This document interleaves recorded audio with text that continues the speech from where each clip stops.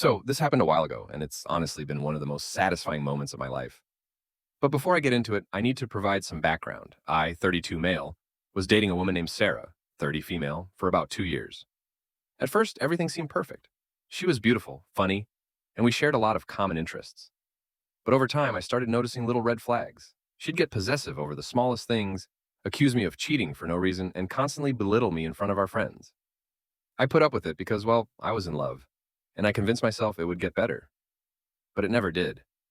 The breaking point came when I found out she had been cheating on me. It wasn't a one-time mistake, it was an affair that had been going on for months. I wasn't just blindsided by the betrayal, I was heartbroken.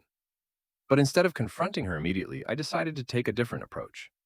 I don't usually believe in revenge, but something in me snapped. I knew that if I confronted her, it would just lead to drama, maybe even more lies. So I decided to play the long game. First, I took a step back from her. I started being less available, canceling plans, and becoming more distant. She obviously noticed, but instead of confronting me, she tried to win me back in the most manipulative ways possible. It was like she knew something was off, but she didn't know what. She'd send me texts like, "I miss you so much, don't let this end," or "I'll change, I swear." While she was doing all of that, I started planning my revenge carefully. I found out who the guy was. Let's call him Mark. He was one of her work friends that she was constantly texting during our relationship. I'm not sure if she thought I wouldn't notice or if she just didn't care, but I made sure to remember everything about their interactions. Here's where it gets interesting. I was also friends with Mark through mutual acquaintances, so I reached out to him. I pretended to be completely unaware of the situation, asking him for a guy-to-guy talk. We met up, and after a few beers, I casually asked, "So, how long has the thing with Sarah been going on?"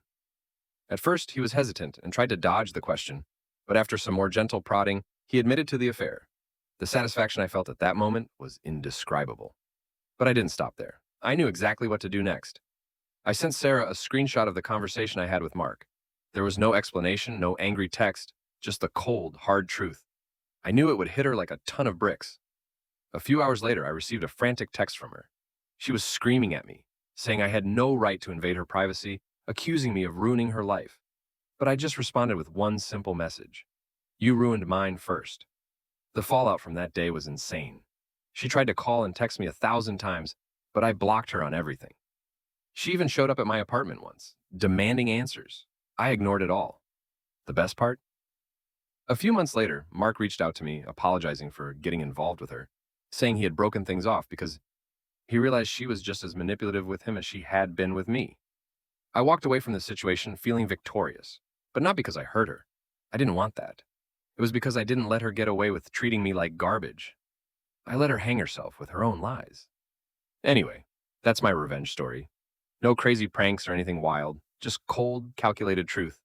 And honestly, it felt good.